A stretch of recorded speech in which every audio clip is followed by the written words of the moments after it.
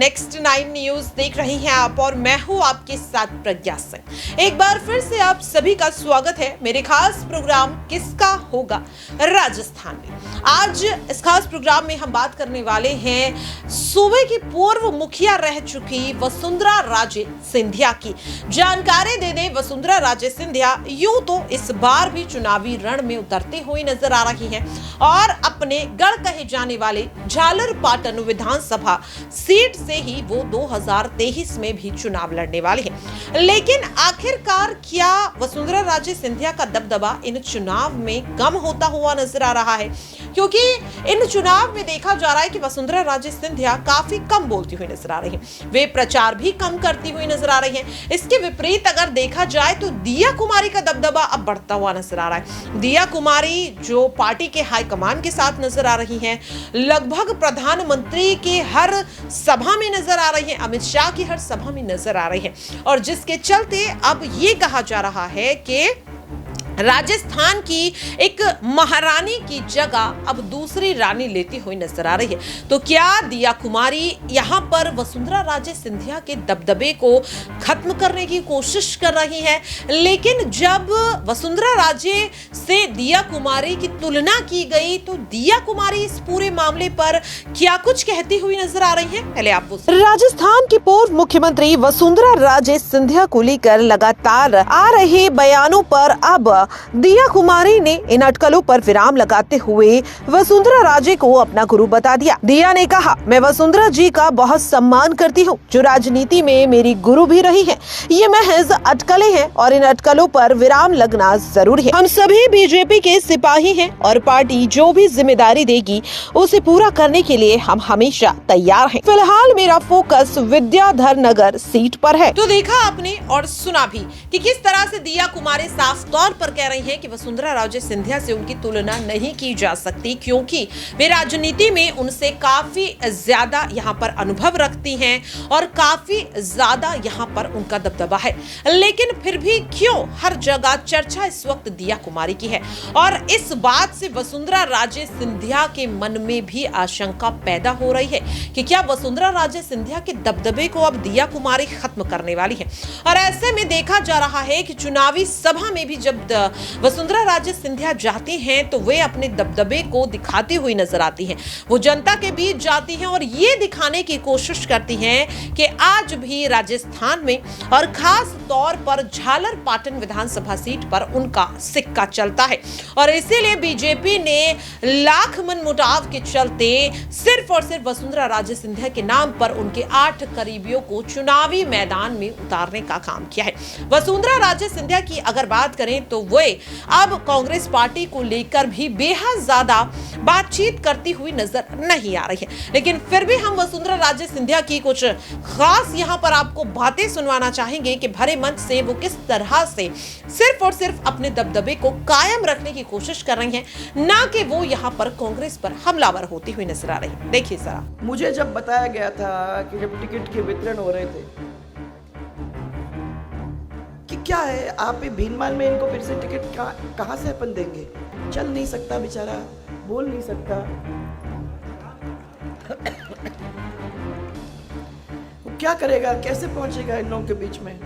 मैंने कहा मेरे साथ चलो तो सही, भीनमाल में आपको दिखाती हूँ, शायद आपने किसी गलत आदमी के साथ टकरा गए हो, किसी और आदमी से बात करे हो। मैं मिलाती हूँ उसको जिसको इस क्षेत्र के अंदर पूराराम चौधरी कहते हैं। मुझे तो नहीं लगता कि चलने में कोई प्रॉब्लम हो रही है, मुझे तो नहीं लगता कि बोलने में कोई प्रॉब्लम हो रही है। मैं तो इनको कहने वाली थी भैया थोड़ा धीरे बोलो। ये तो वो है पूराराम जी चौधरी,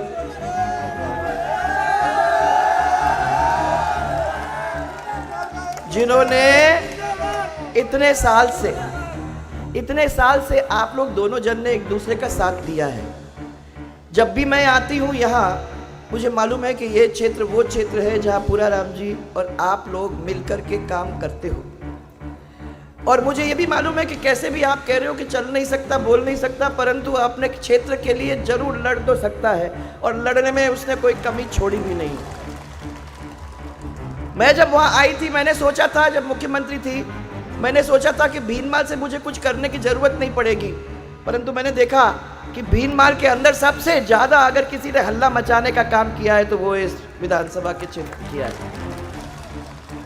तो जब कोई मेरे पास आके बोला, मैंने कहा गलती हो गई भाइयों, मुझे लगता है कि वो जो आदमी जिससे आप मिले वो आदमी नहीं है जिसके लिए हम टिकट मांग रहे हैं, परंतु जो आदमी मजबूत है, जो आदमी आपके लिए खड़ा हो जाता है, जो आदमी जोरदार तरीके से और मजबूती के साथ आपकी लड़ाई लड़ सकता है, भैया ऐसे आदमी की हम लोगों को ज़रूरत है कि नहीं है।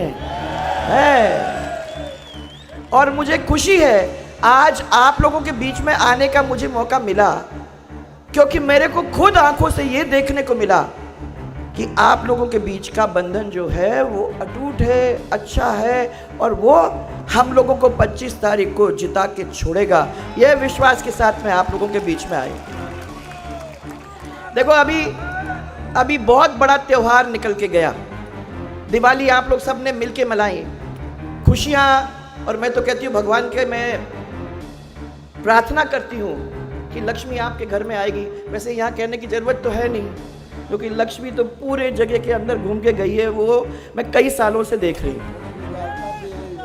लक्ष्मी का तो कह रही हूँ, इसीलिए मैं कह रही हूँ कि लक्ष्मी जी का तो बहुत मैंने यहाँ प्रेम है, वो आती रहती हैं टाइम से, तो इसीलिए मुझे ज़्यादा चिंता नहीं है, परंतु कहना पड़ता है दिवाली के टाइम में लक्ष्मी आपके घर आए और आपको सबको खुशहाल बनाए और तरक्की के रास्ते पे ले जाए, जिस तरक्की के रास्ते पे ऑलरेडी आप लोग चल चुके हो। पर मैं पीले चावल लेके आई हूँ जो मैं अभी आप लोग सबके पास छोड़ रही हूँ। वो पीले चावल है मेरे 25 तारीख के बहुत बड़े त्योहार के लिए, जो साल में मैंने 5 साल में एक दफ़ा आता है। उस त्योहार के अंदर आप सबकी उपस्थिति होनी चाहिए। ये पीले चावल इसलिए बांटने मैं खुद और आप लोग सबसे खुद मिलने के लिए मैं यहाँ आई हूँ। ये अपना परिवार है, हम आपके साथ प्यार एक दूसरे के साथ बांट सकते हैं, हम एक दूसरे को डांट भी सकते हैं, हम आदमी हैं तो हो सकता है कि गलतियाँ भी होती हैं, परंतु जब परिवार है तो उस परिवार में कौन सा ऐसा है जो कभी ना कभी छोटी मोटी गलती तो कर ही बैठता है। और इसीलिए आज मैं कहना चाहती हूँ कि सब गलतियों को माफ करके, सब पूरे समाजों को एक साथ लेकर चल के हम लोग एक आवाज में जब चल पड़ेंगे तो अपने क्षेत्र की तरक्की तो वैसे ही कर लेंगे, किसी चीज की चिंता करने की जरूरत ही नहीं। और फिर इतने बड़े बड़े मंदिर जो अपने हैं उनका सबका आशीर्वाद तो है ही है। और मैं जब भी यहाँ भीनमाल में आई हूँ, मुझे हमेशा ये बात लेके यहाँ से गई हूँ कि विकास के रास्ते पे अगर कोई है तो ये भीनमाल का क्षेत्र। यहाँ के लोग बाहर में भी काम धंधा करते हैं, यहाँ के लोग यहाँ भी काम धंधा करते हैं, और यहाँ के लोग कमाने के अंदर कोई कमी नहीं है। मैं तो अभी देखूं तो ये तो बहुत सादगी में आया है आज, नहीं तो इधर उधर देखूंगी तो अच्छे बड़े बड़े मोटे मोटे सोने की चेन, 10 की 10 उंगलियों के अंदर सोने की अंगूठियां, ये सब अपने को देने को मिलती है। तो लक्ष्मी तो आके गई है यहाँ से।